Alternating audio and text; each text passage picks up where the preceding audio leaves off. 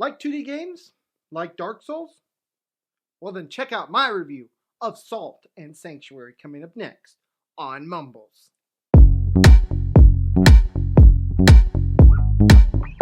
Welcome back everyone to another episode of Mumble.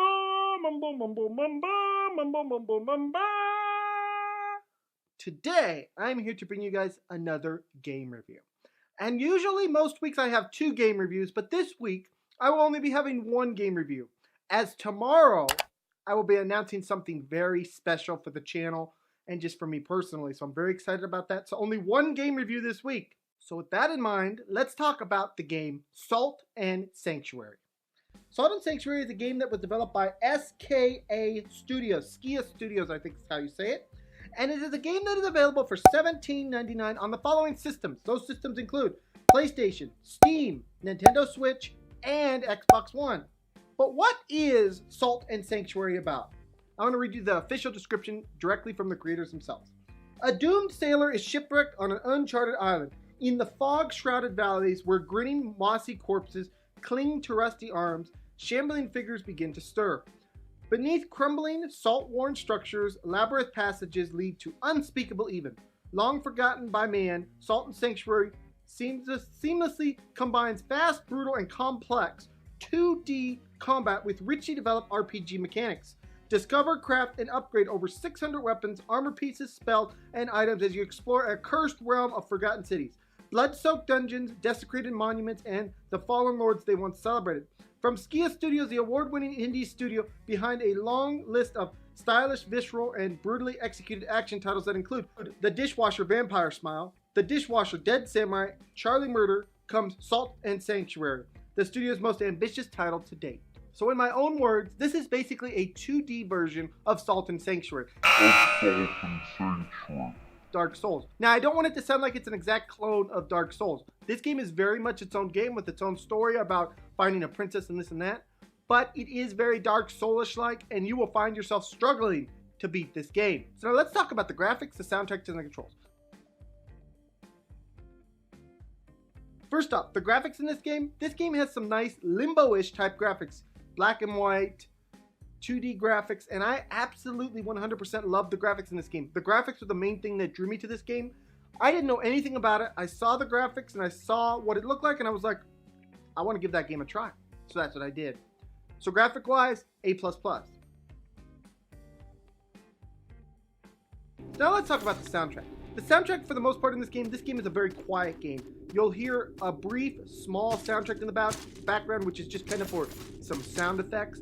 And then you'll hear the actual sound effects of the game itself. But beyond that, not much of the soundtrack in this game, just whatever forgotten soundtrack. Control-wise, I was playing this on the Xbox One, and the controls for the Xbox One work fabulously. You have your jump, your slash attack, you have your parry, you have your shield, you can use bow and arrows, whatever you want. The controls work great for all of them.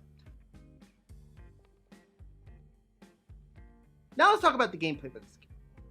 This game is very much Dark Souls inspired in as much as it will kick your butt multiple times before you can figure out how to probably beat each boss.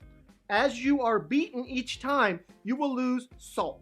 Now why is that important? Because when you lose salt, you lose the ability to upgrade your character. Salt is basically what drives your character upgrades.